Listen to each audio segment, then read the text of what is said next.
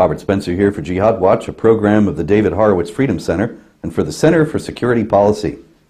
A controversy has broken out over a Maryland housing development that advertised and sold homes only to Ahmadiyya Muslims. Predictably, those who object to this are being accused of Islamophobia, and just as predictably, there's nothing to the charge and plenty to be concerned about regarding this housing development. The Washington Post reported that dueling legal complaints and allegations of Islamophobia have marred an unfinished retirement community in Maryland after homes were sold only to Muslims. The 35-acre development in Joppatown, Maryland, certainly seems to have violated fair housing laws.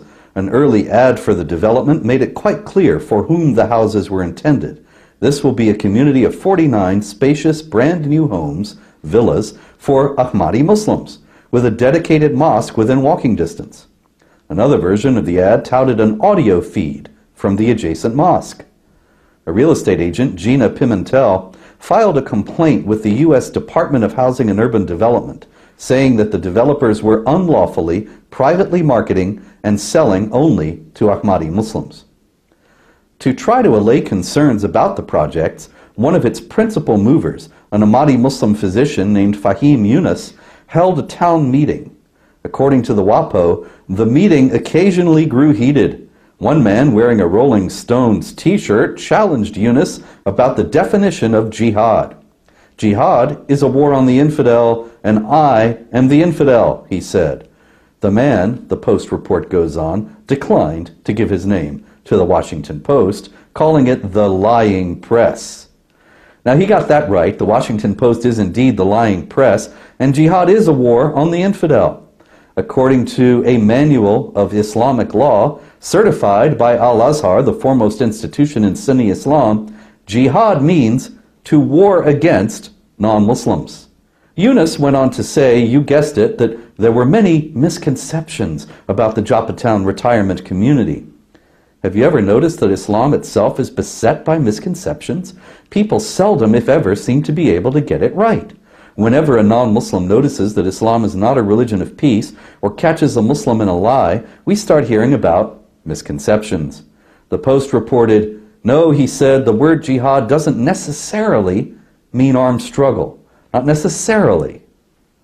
Yunus added ingratiatingly, we are not trying to be unlikable. A large number of the Ahmadi Muslims I've encountered, particularly their U.S. spokesman Qasim Rashid, Harris Zafar, and Kasif Chowdhury, seem to be trying very hard to be unlikable. But in any case, Yunus concluded, we are trying to be transparent. Yeah, sure you are. Transparent like this. Yunus, says the Post report, was joined by Mansour Shams, an Ahmadi Muslim from Baltimore. He said he's patient with questioners, but bristles when people insist the Quran is a violent text. It's such a disrespect to me and my Marine uniform, Shams said. If you ask a question, at least take my word for it. Take his word for it? That's transparent? Shams just wants us to take his word for it that the Quran is not violent? Are we allowed to read it for ourselves and evaluate his claim? Are we allowed to notice that kill them wherever you find them? The beheading verses, that is, and the verses calling for warfare against non-Muslims are all in there? Apparently not. We have to take his word for it.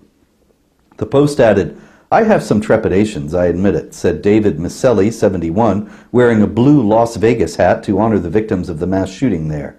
But the man looked me in the eye and said, I'm telling you the truth. I have to give him the benefit of the doubt. Good luck with that.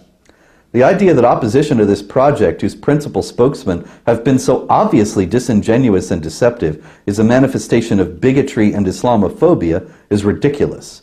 That the Washington Post would frame it in that way is not surprising, and only illustrates yet again that the charge of Islamophobia is a tool. It is used to shut down legitimate concerns regarding Islam and Muslims. Meanwhile, those who are so eager to trust these Ahmadi Muslims and their Muslims-only housing development might one day regret that they so readily gave them the benefit of the doubt. But by then, it will be too late. I'm Robert Spencer.